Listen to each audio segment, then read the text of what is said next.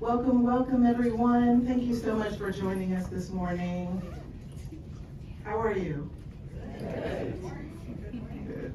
Thank you. We're so glad to be with you guys and glad that you are with us. So we appreciate it. We're here this morning to spend some time talking about the importance of out of school time, to put the spotlight on two recent reports that will highlight the data of what the out of school time space looks like, and then to highlight some upcoming legislation that we are all thrilled about that will help us solve the issues that we have in the OST system, but also the opportunities to address universal access that's really needed here in the city. So let's get started. I'm so thrilled that you guys are joining us. It's great to see so many faces that we've seen on Zoom screens for so long in person.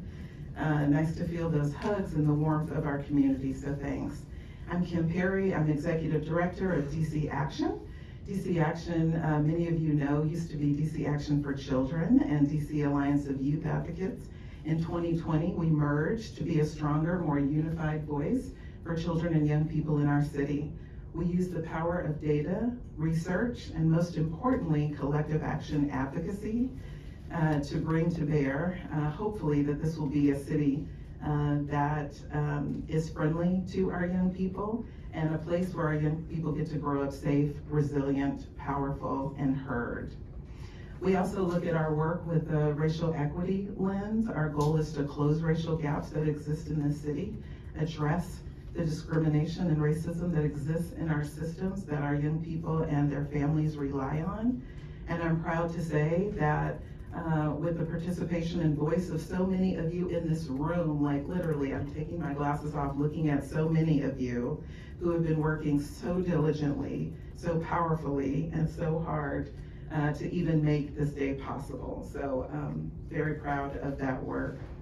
We're conveners of the DC Out of School Time Coalition, and that coalition brings together over 80 OST providers across the city to collectively advocate for high quality learning opportunities beyond the school day that will prepare all of our young people for success in education, in their careers, and in life. You all know that a child really only spends about 20% of their waking hours in school. And so how they spend the remaining 80% of time has such a profound impact on their growth and on their development. We know, because the research has proven time and time again, that how young people spend time outside the classroom dramatically impacts their social and emotional well-being, their grades and attendance, their college and career readiness, and most of all, their community safety. I specifically want to highlight a couple of notes. The study of promising after-school programs finds that high-quality out-of-school programs can boost standardized test scores in topics like math and reading as much as 20% among elementary school students and 12% among middle school students. Also, studies have demonstrated that regular attendance at after-school programs correlates directly with improved attendance at school. And finally, our local data shows that 47% of youth-involved crime occurs weekdays from 2 to 6 p.m. More and more consistent after-school programming during this time frame could have a real direct and immediate impact on reducing the number of youth perpetrating or becoming victims of crime during this time. You'll hear so much more about the tangible social-emotional, self-esteem, skill building, and critical thinking impacts of OST directly from the young men and women who are participating in the great programs around our city in a video that DC Action produced in collaboration with the American University DC Humanities Truck. As that video will show, we'll also have a lot to be proud of in the district. You may not have known this, but the district actually ranks #1 in OST programming, and 90% of parents are pleased with the programs their children are able to access. And yet, in spite of all that progress in the district, our programming is still inadequate and inequitable throughout the city. We only have 1 seat available for every 3 young people who really need it and who really want it. It means that as many as 53,000 youth aren't able to access after-school programs, and 57,000 don't have access to high-quality summer programming. Additionally, the funding for community-based providers who rely on these public dollars to make programs affordable are often unreliable. And this creates unnecessary fundraising, administrative burdens for programming, all of which we know is vital to some of our most important youth. So we're here today to learn about the benefits, the challenges, the service gaps in our out-of-school time system. So we have some stellar panelists for you this morning: Nicole Lewis from DC Strings, Amelia Kalma from the DC Policy Center, Audrey Walker from Jubilee, Councilmember Matthew Frumin, and Councilmember Brianna Doe. And also Councilmember Janice Lewis-George has joined us today, and so we're thrilled, and she'll be able to say a few words toward the end. Before we have our speakers come, I'm just going to look at the team. Should we read bios now and dive in? Where's my folks? Yes. Okay. Great. So we'll start first with Nicole Lewis. So glad that Nicole's able to join us today. She's the Community Relations Specialist at DC Strings Workshop. DC Strings' mission is to share their love of classical and contemporary orchestra and chamber music with the community. DC Strings works to build community and expand horizons by engaging diverse audiences, supplying instruments to deserving students, and working to expose students and adults alike to music of women and underrepresented people of color. Nicole's a DC area native who's passionate about building community and finding commonality while celebrating and acknowledging differences. She has over 2 decades experience in communication strategy, community relations, and that includes editorial writing, consulting for numerous clients across the Washington, DC area, politics and campaigns, and so much more. She's a graduate of the University of Maryland Global Campus and currently pursuing graduate studies at Northwestern University. In Nicole's free time, she enjoys collecting Gullah Geechee art, enjoying the art scene here in DC, and traveling. Thank you. Cannot wait for your remarks, Nicole. Next up, following Nicole will be Amelia Kalma, and Amelia is the Director of Policy and Research at the DC Policy Center.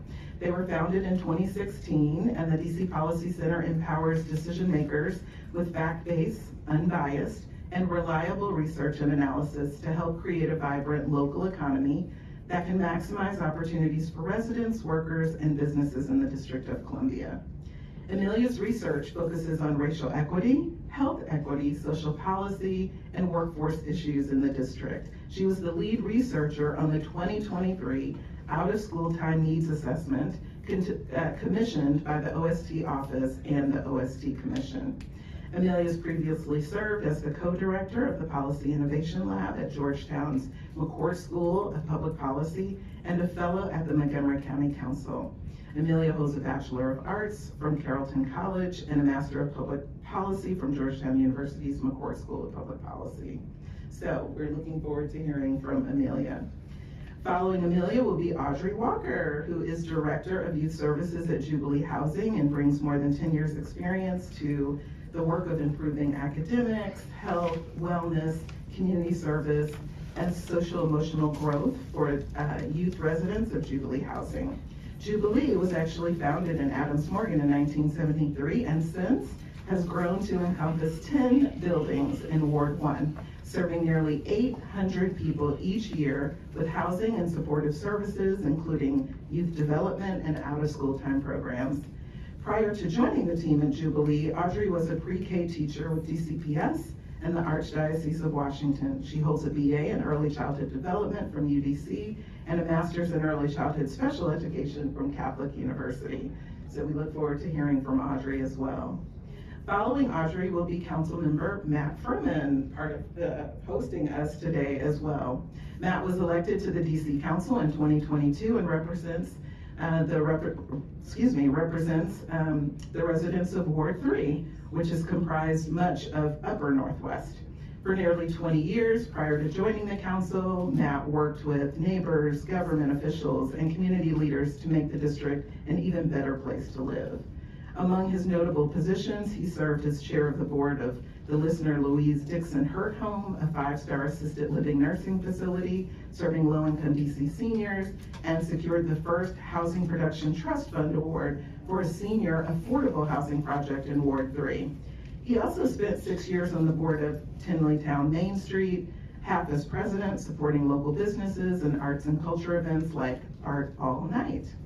Councilmember Frumin has also been a tireless advocate for better schools and education equity across the district. In addition to serving on the committee that oversaw the planning and renovation of Jackson Reed High School, he led the creation of the Coalition for DC Public Schools and Communities, a citywide organization of education advocates, as well as launching the Ward 3 Education Network. As a parent of 3 DCPS grads, Councilmember Frumin understands well the benefits of out-of-school time programs and the power they have in the lives of our young people. Our next speaker after Councilmember Frumin is Councilmember Brianna Nadeau, who just walked in to join us. Hello, hello. Councilmember Nadeau was first elected to represent Ward 1 in 2014, and during her tenure on the council has championed numerous bold policies of legislation that uplift working families, are working to end homelessness, investing in our next generation. She was an original co-author of the Office of Out-of-School Grants and Youth Outcomes Establishment Act of 2016. We're so grateful she's joining us today to share a few words of reflection on the impacts of that bill and how the legislation she's co-introducing with Councilmember Frumin today will build upon the district's success to further strengthen and expand OST programs throughout the city. And now, before I turn things over to our speakers, I want to give a couple of special thanks. The first to Elias Benda and Shantice Wynn Brown from Councilmember Frumin's office for all their work in pulling today's event together. And I also want to thank, from the bottom of my heart, the members of my team at DC Action for all their hard work on today's event too. Matt Hansen, Jorge Membreno, Johanna Blattner, Netta Blassie, Betsy Rosso, Rachel Metz, and most especially Riley Danilko. Riley's steadfast leadership of the OST Coalition, her policy expertise on all things out of school time that has really brought us to this landmark moment today for this bill's introduction that really builds on the district's government's shared commitment to after-school programs and out-of-school time. So without further ado, and a little help from the tech gods, I'd like to turn to our youth voices to ground today's conversation about out-of-school time programming and the kind of future we can create when we meet the needs of every child in the city. So we'll look at a video next.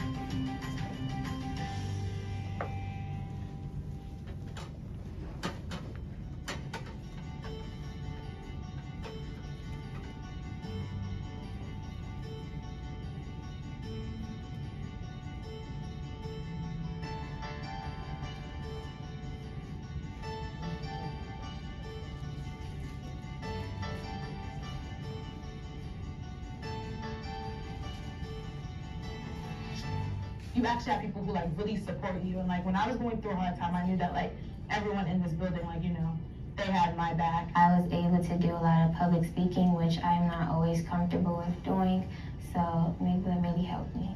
Well, when I first came here, I came for community service hours, but with time I gained interest in the programs that they had to offer. Like this year I'm taking a podcasting class and I really enjoyed it. The school social worker had told Miss Princess about me because I was rapping, and she was like, hey, Markel, this program would really fit you. There are other students like you that are artists and they want to work with you. So I came and I got introduced, and I just just been here ever since. Being here has given me a bigger eye into like the creative side. It's just helped me mature better as a person and be able to put any emotions that I have into whatever form of art that I want to take on. And as more time goes on, I just keep finding more and more talents out of my life. It taught me things about, once again, community organizing, how to like create campaigns, and that's really kind of like helping me kind of like figure out what I want to do for as a career in the future. It's a place to cool off at the long day of school.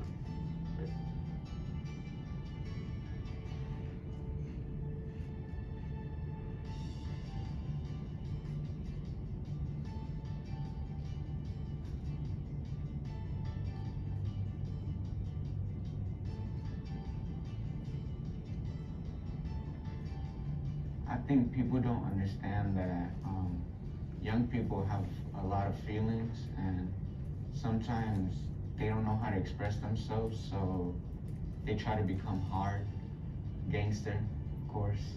And honestly, I've had a lot of people around me that has experienced that type of like that has been in that environment and doesn't know how to express themselves. So I think critical exposure has kind of like helped me evade that part of my life and helped me not try to get into the street life. Some kids don't want to go straight home like me, so I chose to come here every Thursday so that way I could be part of something and feel wanted. It's helped me with my talking skills, it's helped me with my presenting skills, it's helped me with a lot of things, and it helped me realize that sometimes you just need to put the effort in to actually help. We talk about other types of things, women problems, gun violence, colorism, like any problems that we face every day. We talk about those things and really process our emotions and how we feel about it. My grandma, like, said I could work on my anger, and my anger got better. I like art. I do art. They did beach programs for like family art space. Me and my sister and my grandmother come here, and we work out ways like we can do better. We can have a stronger relationship. We could do teamwork sometimes. It's given me a greater understanding of like issues in my community, and that I actually can like affect and change stuff in my community, even as like just a teenager. I would like to see a lot of sports maybe near their place, like, like their address. Instead of going out to like just doing dumb stuff out in the streets, I feel like if they're like in a program or something where they actually like and would enjoy going to, they could avoid like all them problems that they would be having being out in the street. I got involved with Smile when I moved back into the area, and back then it was like entirely virtual, but it offered me a community of people who like wouldn't judge and just allow me to connect with people my own age who understand what it's like to live in DC as a queer individual. I feel like DC could give us more programs. I feel like a lot of times like kids my age are outside because they don't have a lot to do after school, and there's not a lot that interests them. DC should be more like oriented towards people my age, because apparently since we are the future.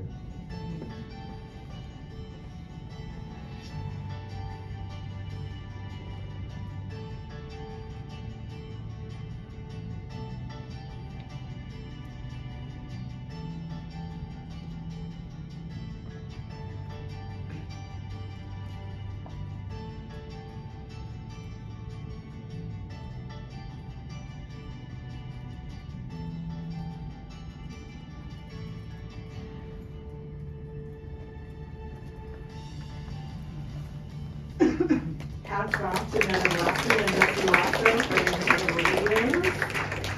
And now we'll hear from Nicole.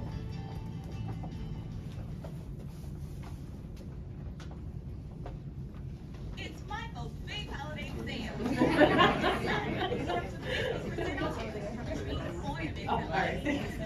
Ribbon, floral, and more. Find great deals for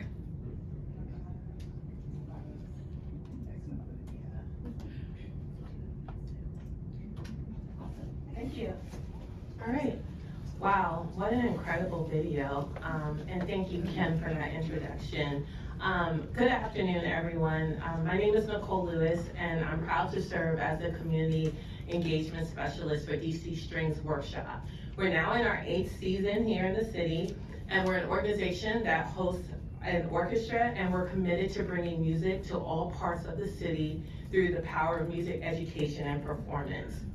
DC Strings has led in-school and OST programs for 6 years, serving thousands of students, spreading the joy of music and the arts in all 8 wards throughout our city, and we're proud to be one of the few organizations keeping music alive in the district during the pandemic. At its height, we were delivering instruments to students' homes door to door.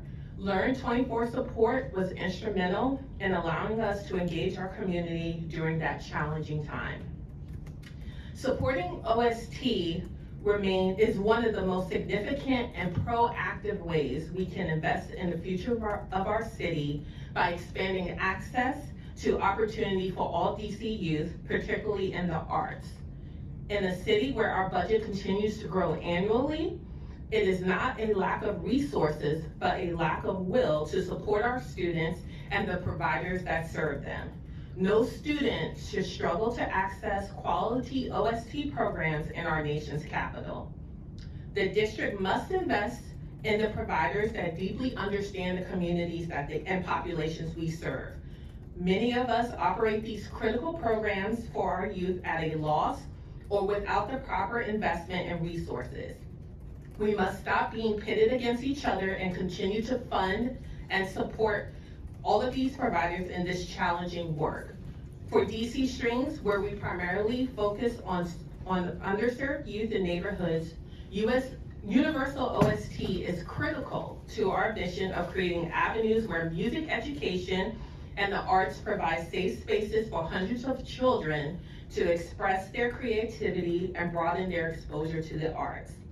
We aim to change the face of what music looks like, integrating go-go, jazz, and other musical styles into classical music to tell a more accurate story of what is possible.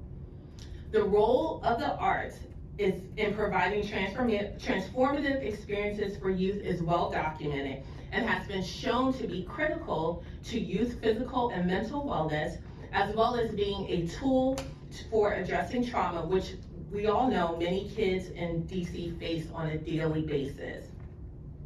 We know our youth are hurting, and because our community is hurting, we need to do more to address this challenge by listening to our youth and by giving them the tools to de-escalate conflict and express themselves.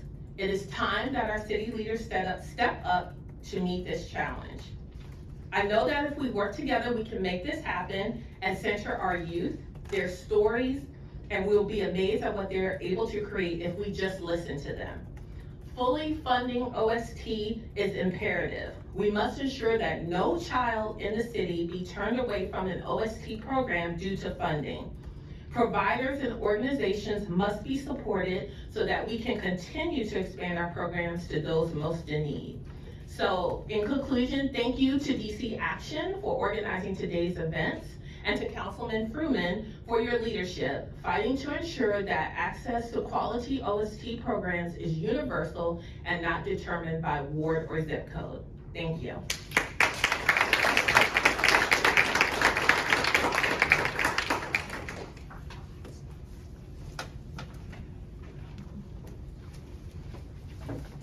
Hello, everybody. My name is Amelia, and we're really grateful to Matthew Frumin's office and DC Action for organizing these events today. As I said, I'm the Director of Research and Policy at the DC Policy Center, a nonpartisan think tank. We've been working on this issue for the last year now. When we conducted this needs analysis, we did a really long effort of reaching out to community-based organizations, schools, to see how many seats there were, whether or not they were subsidized, what the cost of the seats were, and what the cost of the OST programs were. And we came to the conclusion that the cost of the OST programs is about $1.5 million basically how many students they were serving and how many students would be needed to provide coverage for different income metrics. So we were looking at, different income targets, we were looking at universal coverage, and we provided various gaps in our needs analysis. I'm really happy to really highlight some of the main findings of our report here today. There are students who live all around DC, and a lot of them actually don't attend their neighborhood school. So 70 to 80% of students don't actually attend their by right neighborhood school. A lot of them attend schools in different wards. And so when looking at where to put these OST seats, we just really wanted to highlight where these students were, and we think that the placement of them will vary a lot by time of year. So for example, after school seats will be more important where these students go to school, where summer seats, it might be much more important to place them actually where students live. Capacity has gone up since 2017 by 10%, it's about 3,000 seats, but still 43% of elementary and middle school students have a seat out of the total, so 60% of public school students do not have a subsidized seat in OST programs, and for high school students, only 33% of students have a subsidized seat. So most of these seats are in after-school programs, especially for elementary and middle school students, and some of the biggest gaps are for high school students and in summer programs. Importantly, wards 7 and 8 did have really high numbers of seats, but when we did a spatial analysis of seats within half a mile, 1 mile, and 2 miles of where students live, wards 7 and 8 had less seats per student than other wards, where wards 1 and 2 had the most, even though incomes are much higher. And when we asked parents about many of the main issues that stopped them from participating in OST programs or issues they had accessing programs, funding came up a lot, in addition to transportation, distance they had to travel to get to these programs, finding program information. They had a lot of trouble finding where programs were and what services they provided, especially different languages that were offered and services for students with disabilities. And we really want to highlight that should be a very important priority, just collecting and then presenting this information to parents going forward. As they said in the video, we found gaps of 57,000 students for universal coverage. And if we're looking even at very broad income targeting, there's still a gap of 25,000 students across the district. So thank you very much for everyone organizing these events, and we really welcome increased research and resources to be put into OST programs. Thank you.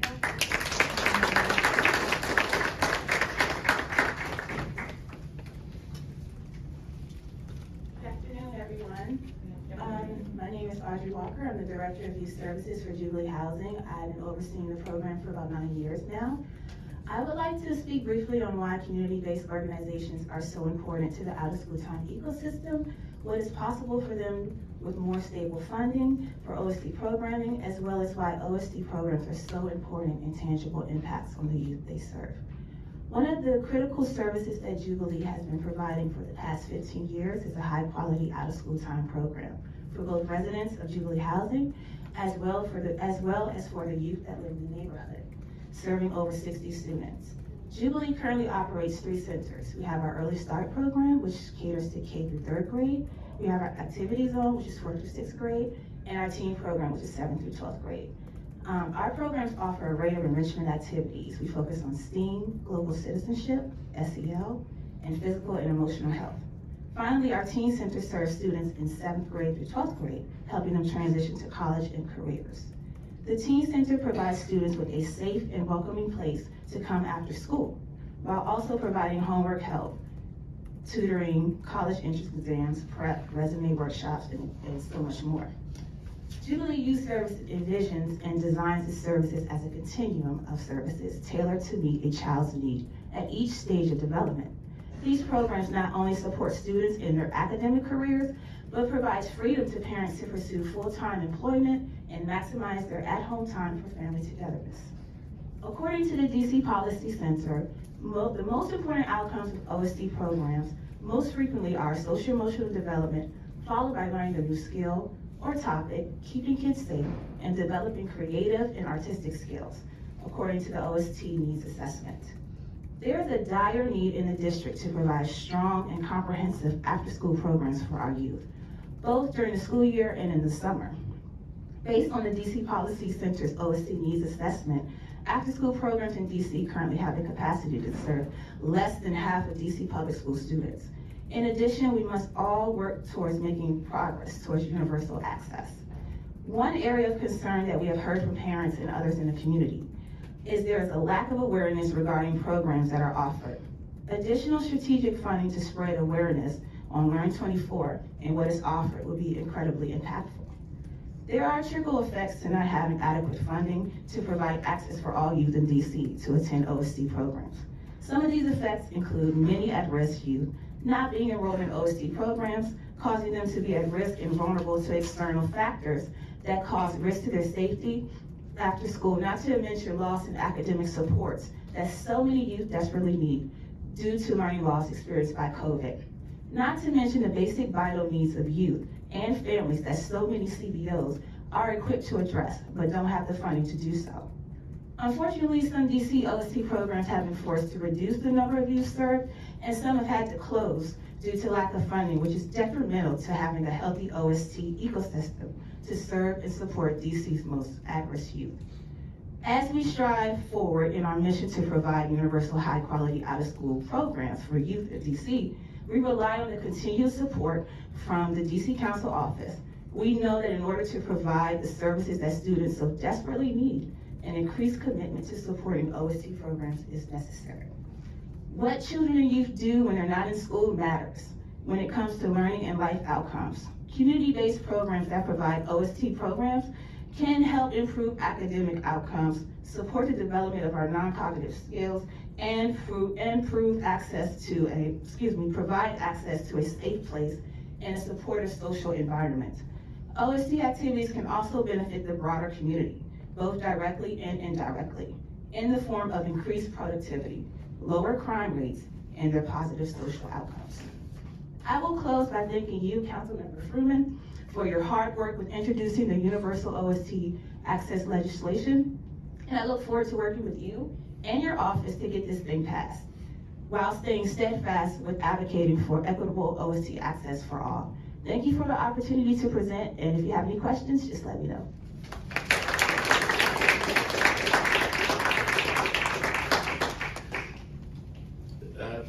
Thank you so much. It is so great to look out at this crowd. I mean, what a group of people, all of the heart in this room of people who are devoted to trying to improve the future for the children of the District of Columbia. It's really a beautiful thing. And I'm so glad that you're here to join as we announce the rollout of the Universal Out-of-School Time Amendment Act of 2023. And I do have a little feeling we have a 2-year-old granddaughter, and every time she accomplishes the littlest thing, like she'll take her shoe off, she'll say, "I did it!" It's not I did it, it's we did it, and I'm so grateful to all of the people who have contributed to getting us to this point where we're putting this legislation forward. I want to thank my colleagues, Brianna Doe, Robert White, Trayon White, Brooke Pinto, Zachary Parker, Janice Lewis-George, Kenyon McDuffie, Charles Allen, and Anita Bonds, all of whom co-introduced this legislation. Can we have a round of applause? Two of my colleagues are here, and they first among equals, the others are not here, so I can be shower praise on you. So part of the way that we got here is Elias Benda raised this as a thing, can we do this in our office? And I had lunch with Brianne, who has shown real leadership on this issue. And I didn't, you wanna be careful not to step on anybody's toes. And I asked Brianne how she would feel about me trying to take the lead on this round of the legislation. And in a spirit of the bigger the team is, the better, she said, have at it. So thank you very much for that generosity, Brianne. If we weren't doing this today, for sure, Councilmember Nadeau would be doing it. And Councilmember Lewis George, the leadership that you have shown, and as a mentor for me and for your staff, as a mentor to my staff, we feel like we've been able to get things done that we never would have been able to get things done without the help that you provided and the leadership you provided on so many issues, so thank you. I also want to thank the DC Action and the OST Coalition for the research and advocacy you've done and all of the help you've provided to make this legislation and this event a reality. My staff, what a fabulous job my staff has done. There's already been a shout out for Elias Benda. Can't be too many shout outs for Elias Benda today. One more.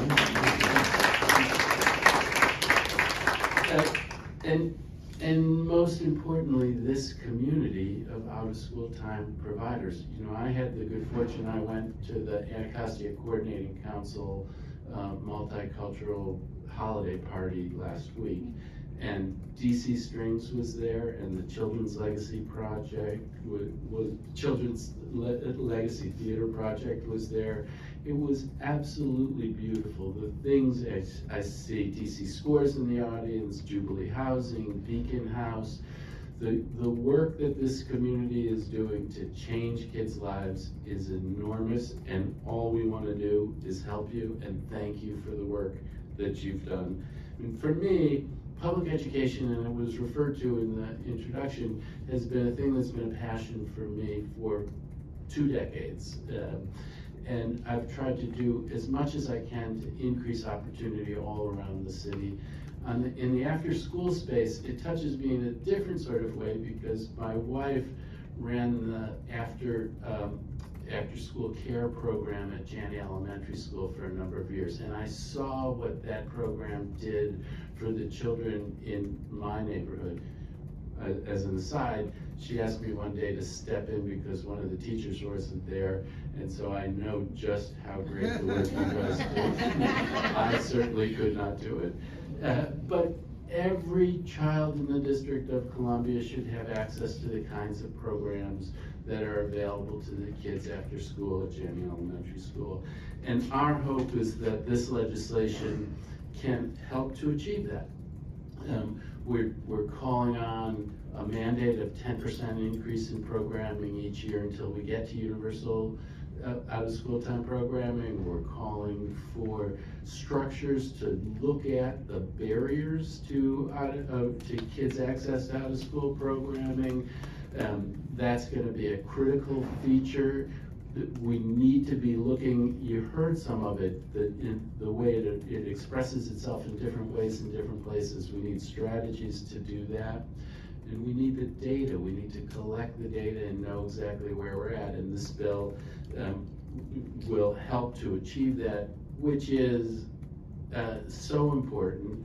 And I think it's worth acknowledging that Mayor Bowser and her team actually have done a lot of great work in this area.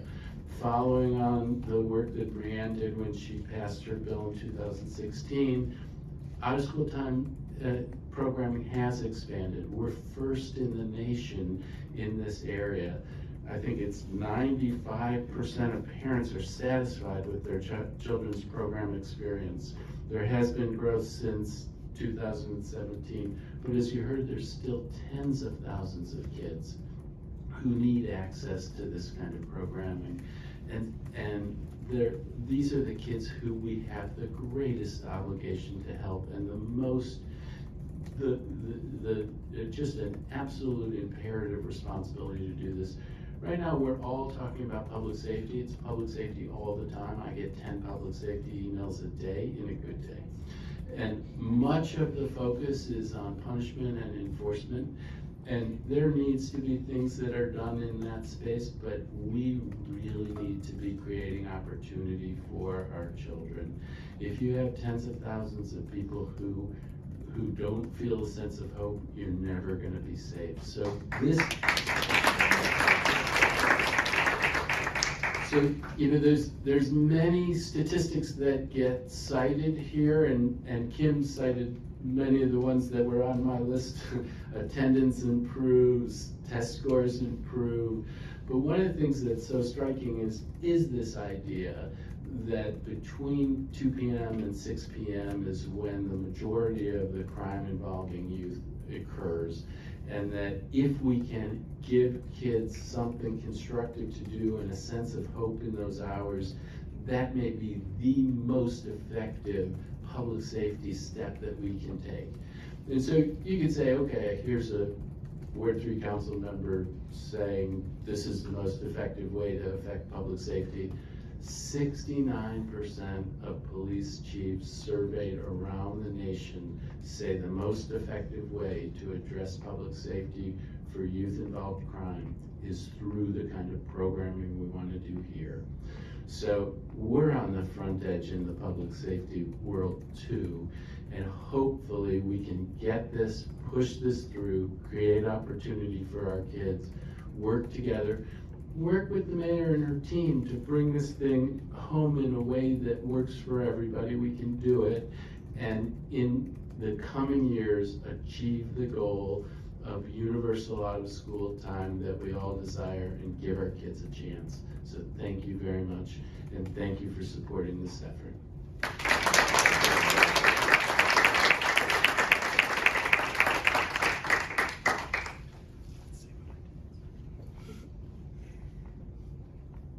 Well, we had a colleague who used to say, "It's all been said, but not by me."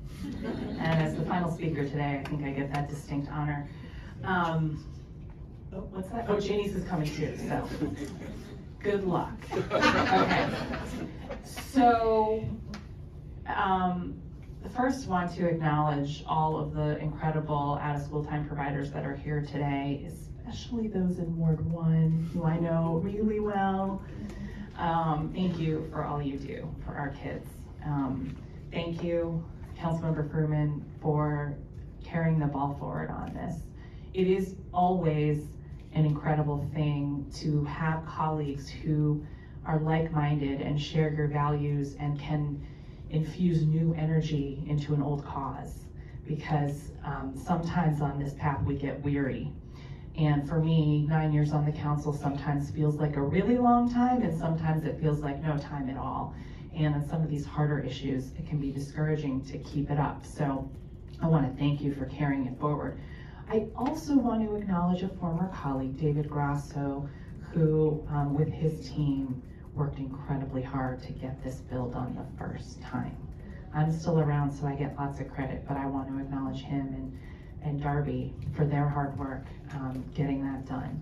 So, yeah, Darby's here today, so shout out to her. So, the coalition, DC Action, you have been tireless on behalf of our city's youth, and I just thank you. I want to acknowledge all of you and all advocates here today. So when we first started reforming out of school time, I wasn't a mom, and now I am. I have 2 kids who I have to keep busy all the time, or else they do things like throw a lamp down the stairs, Madeline. Love them, gotta keep them busy. So all kids are like that, right? We wanna keep them busy, but we wanna keep them busy in a way that enriches them, and in a way that speaks to them, in a way that helps them discover who they are, right? For Zoe, who's 6 right now, she wants to be an artist. So maybe she'll go to sitar this spring, right? Or for Madeline, who likes to kick a lot of things, maybe she'll join DC Scores. She's a great kid. I'm just using her as a scapegoat today. But exactly, she's Janice's buddy. That's right. Janice call her spirit animal. So You know, I am lucky because I can just open up my pocketbook and say, I want my child to have this opportunity. And I have the capacity to spend the time to research these programs and figure out what's best for my kid. That's hard, even with the resources that I have and the time that I have and the partner that I have. So I know it's harder for a lot of parents out there. And what we want is for it to be easy, for it to be automatic, and for it to be for everyone. And I'm so thrilled that that's what this is doing. Every family in the district should have the necessary resources to ensure their children can achieve their full potential. That's why we did the bill in 2016. My goal was to guarantee access to high quality learning opportunities beyond the standard school day, preparing our children and youth for success in education, careers, and life. We know out-of-school time programs play a pivotal role in the overall development and well-being of our students, and they are instrumental in fostering well-rounded development, providing academic support, building essential life skills, preventing risky behaviors, and creating a supportive environment for children and youth outside regular school hours. And we know all too well, not all children have equal opportunities for this kind of engagement and enrichment. A report out just last week shows that a shocking number of students are not in school many days of the school year. That is, they're consistently truant. At many high schools, more than 60% of students are absent at least 1 out of 10 school days per year. It's a complex challenge that our schools and political leaders must address, and it's clear that engaging students is a critical piece of that. OST programs also play a critical role in enhancing public safety, as Councilmember Frumin was saying, by giving children and teenagers high quality engaging activities and a safe and supervised environment during critical after school hours. And when children don't have these kind of activities, especially those who are at risk, their chances of engaging in potentially harmful activities increase. As people talk about the uptick in juvenile crime, we must couple that concern with action, and this is one such action. Now, unfortunately, significant barriers, including cost, limited program availability, and access to information hinder many students from accessing high-quality OST programs. And access to OST programming, as we heard today, is not equal across the district. Black and brown youth and low-income families have less access, are less satisfied with the options they have, and are less likely to be enrolled in OST programs. This legislation addresses these challenges by increasing access to OST programs, expanding program capacity, and prioritizing space for at-risk youth who can benefit most from these programs. While there is still much work ahead of us, and I think of that as, for example, the way that we look at the universality of early childhood programming, we must make sure those are good jobs, and they're high quality slots, and that we're paying adequate wages. All of those things must go along with this as we do the work. We must make sure the Nonprofit Fairness Act is fully implemented so all these organizations running the programs are getting their fair shake with their grants.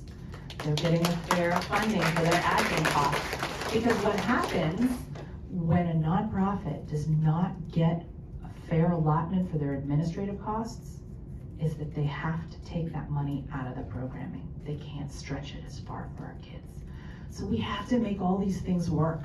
And I believe that we can, because we are the District of Columbia. That is right. So we can get this done. We can do it. We can do hard things. We can do hard things. We have done it before. So, just so happy to be here with you today. My deepest gratitude, Councilmember Frumin, to you and your team and all the people who supported you in moving this legislation forward. And I look forward to working with you all to get it done and get it funded. Let's go.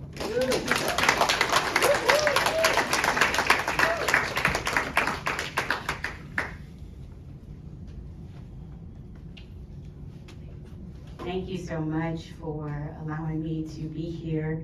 Thank you so much, Matt, and thank you to my colleague, Brianne. I'm here to give a testimony, and that is I am a out-of-school time kid.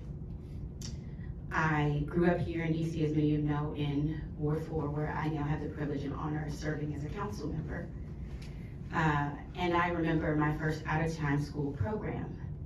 At the time, I went to Rudolph Elementary School on 2nd Street. It is where Latin is now, for those of reference. And at the time, they had recently closed Keene Elementary School, which is on Riggs Road.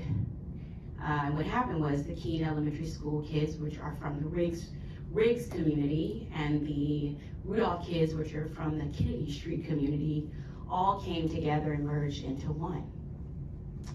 And at the time, and what we have now sometimes, is crew beefs over what neighborhood you live in or where you come from. And so merging Kennedy Street and Riggs Road without understanding the implications of that was not necessarily considered in those schools. So they did that. Rudolph and Keene kids come together at Rudolph Elementary, Riggs Park, and Kennedy Street kids. And notably, a lot of fights started to occur. Our proficiency, we took the Stanford 9 back in the day, if I'm aging myself more. Obviously, our Stanford 9 reading scores and math scores were down. And in came a program that you know now as DC Scores. But it was I was one of the first DC Scores kids. And they said, we're gonna teach you all soccer. And I'm like, soccer? What? You kids in the hood don't play no soccer? What are y'all talking about? But we're gonna teach you soccer, and we're gonna teach you about poetry. And gosh, I was like, poetry? And look at me, a young Black woman not knowing about the poetry that so many Black artists have created for the first time, getting to read Black poets and saying, oh my God, my people are amazing. Yes, they are. And just the value of us coming together, we became a team. No matter what neighborhood you came from, Riggs Road or Kennedy, when we were on that soccer field, we were one team, one family. We learned teamwork, we learned conflict resolution, we learned to work together. And the first time, little me, I can get up here now and give you this speech, the first time I ever got in front of a crowd was to give my poetry at the first poetry slam for DC Scores. I was nervous and I was scared, but I got up there and I gave my poem that I have written for the very first time. Reading Scores, we became more interested in reading because we were reading poetry after school, writing our own poetry, so we were gaining the writing skills that we needed, but no one knew how to teach us, but in a way that we were excited about reading, excited about writing, excited about being a team. And I remember we played Marie Reed in a championship game at Marie Reed. And Rudolph Elementary Girls DC Scores soccer team, we won that year. Take that, Ward 1. But I remember, because it was such a proud moment for us all, this was the first time we had all won something together. That game is so vivid in my mind because we felt so accomplished as a team. And give it full circle moment here, for the first day of school this year, I went to Ida B. Wells, and I went to be with City Year. As many of you know, I'm a City Year Corps member. After college, I did a year as a City Year Corps member working in school to reduce tutoring for math, reading, attendance, and behavior scores. So I said I want to go do City Year. So the first day of school, I'm there for City Year. Comes up, one of the parents is my friend Ashley Archie, who was the best player on our soccer team. I said, Ashley, what you doing here? She's like, I got a kid over here, really? I'm like, oh my God, I'm like, what you doing now? She had on a nurse's outfit. She's a nurse. And then while I'm out there clapping with City Year, my former team, I see Phyllis Shellman, who was one of my best friends in elementary school. And she is now at Ida B. Wells. She is a school social worker at Ida B. Wells. And Phyllis did not do good in soccer, so she didn't do DC Scores, but she did do DC Youth Orchestra and played the cello. And I remember, because I would go as her best friend back then to go see her play the cello at Coolidge High School for DC Youth Orchestra. But what a full circle moment, because Phyllis, me, and Ashley all came from single parent households, single moms. Each of our moms, dealt with their fair share of difficulties socioeconomically. My mom being a postal worker who was working at nights at Brentwood Post Office and then having to come home after working a full shift at Brentwood Post Office all night to try to help her daughter. All of us, first generation college students, free and reduced lunch kids, at risk, you would call us. But here we are, a school social worker, a nurse, and a DC council member. OST. So I'm just here to tell you that out-of-school time programs works. They do work. They do make the difference. And we can talk about public safety and all these other things, but this is it. I know there's a commentator, I think Tom goes on politics hour, and he asks everybody, if what would you say to a grandparent? What would a grandparent say if they were on your porch, and how would you explain to them what's happening in DC now? And I said, I think what my grandmother would say is, give them kids things to do, meaningful things to do, enrich their lives, teach them their value, teach them new skills, new opportunities, grow them. And that's what out-of-school time programs do. And they make the difference. So my portion here is to say thank you. Thank you to the out-of-time school programs that service me, DC Scores, Higher Achievement, Upward Bound. I would not be here today without you. Thank you to those who are serving now and those who will transform the lives of children in the future. I am in this fight with you. I'm grateful to my colleague Matt Frumin and Brianna Doe, to DC Action, Kim Perry, to DC Policy Center. The work you do makes a difference, and it transforms children's lives. So let's get this legislation passed.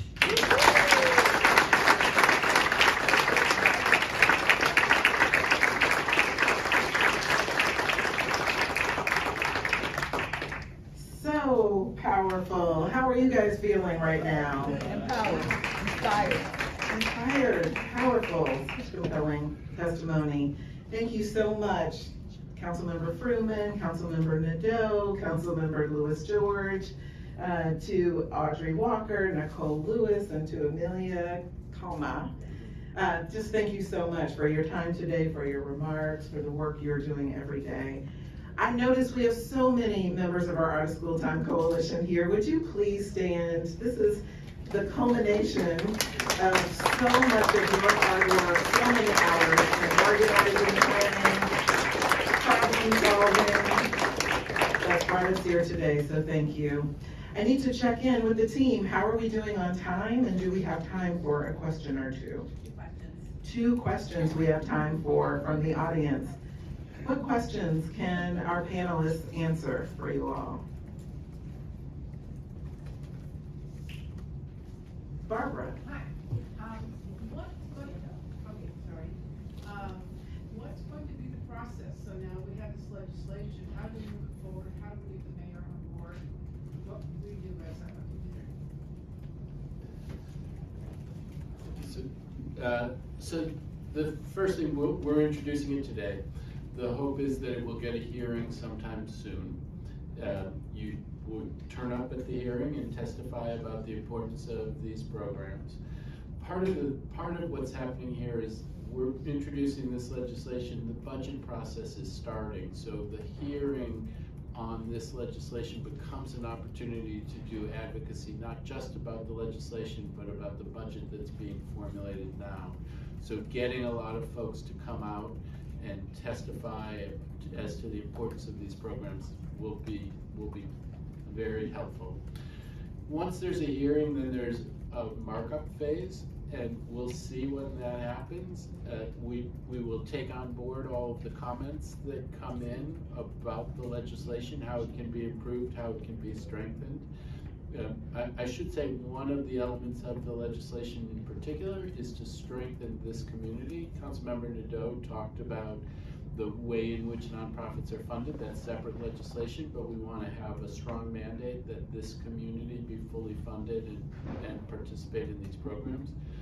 So then there will be a markup process. Once there's a markup, then it will go for a vote inside of whatever committee it's assigned to, and then before the whole council. So advocating for a hearing would be important because that's what gets the ball rolling, and I think it's really important to advocate that we have that hearing sometime soon so that that testimony can feed into the budget deliberations as well. I hope that's helpful. Any other questions from the audience? If not, we have a question that actually came in, and this this is for you as well, Councilmember Frumin, but also welcome Councilmember Nadeau to weigh in on this, because I feel like you did this, you and Councilmember Grasso did this with the original legislation. And that is, can you say more about the interagency collaboration that you're envisioning in the OSD space, and how this legislation will help address coordination needs in the city between the OSD office, LEAs, OSSI, and we could go on. So a big chunk of the legislation is creating structures where all of the different stakeholders come together and advise on this, both through the out-of-school time office consulting with specific stakeholders, and then also the commission, including members of different stakeholder groups. There's all kinds of challenges here in terms of barriers to access and lack of coordination, and I've heard people talk about slow payments happening and different kinds of things, but we want to bring everybody to the table so that they can focus together on how we overcome those barriers, both in consultation with the out-of-school time office and through the commission.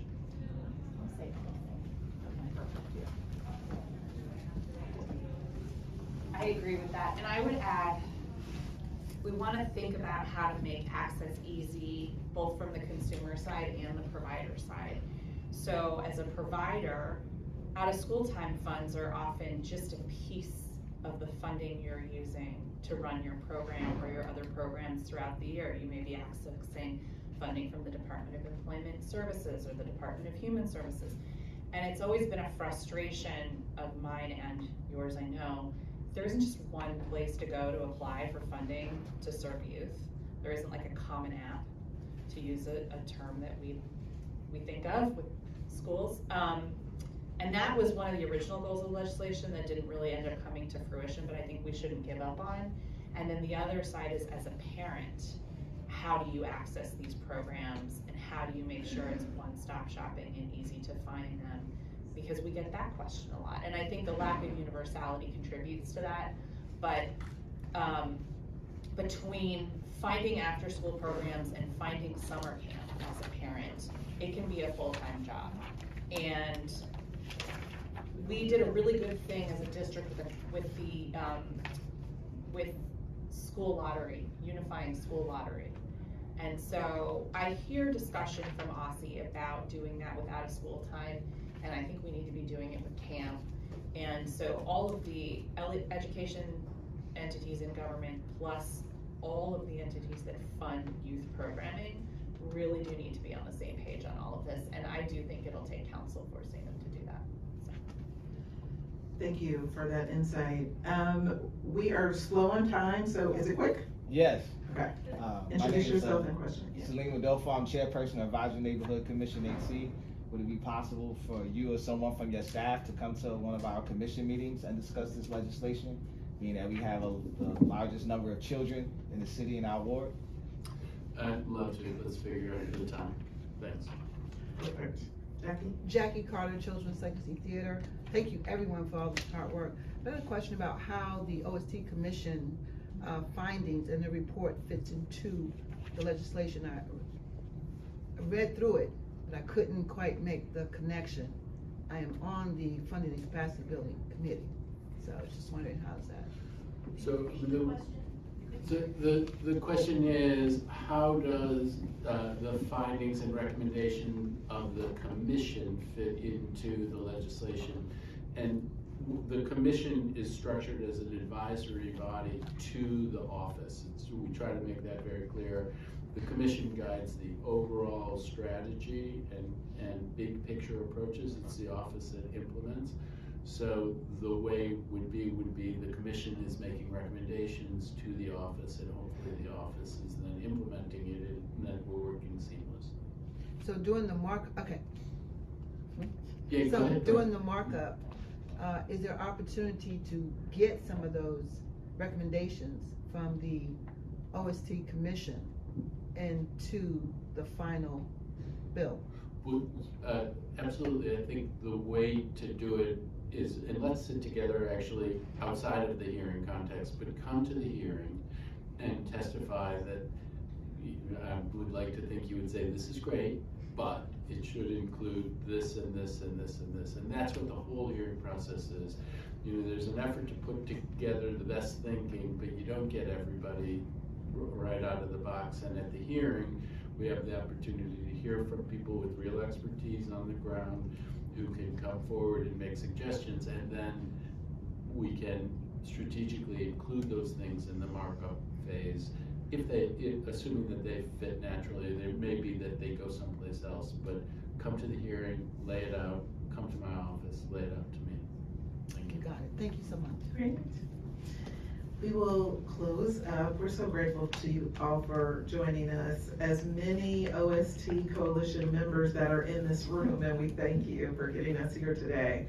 I also want to welcome any of you that are not yet part of the DC Out of School Time Coalition, and we welcome you to join us and join this work. With 10 co-sponsors on this critical bill is a really great start. Let's get this done. But if you want to be part of this team that's working to be sure this legislation passes and that it is implemented with fidelity, we join you to welcome us. So please reach out to Riley Danilka, who's in the green sweater back there with her hand up, and we'll get you all settled. Also, you could reach out to Jorge Membrano back there in the back, our Director of Youth Advocacy, but we would certainly love to have you. Thank you all for being here today. Let's do this. Thank you.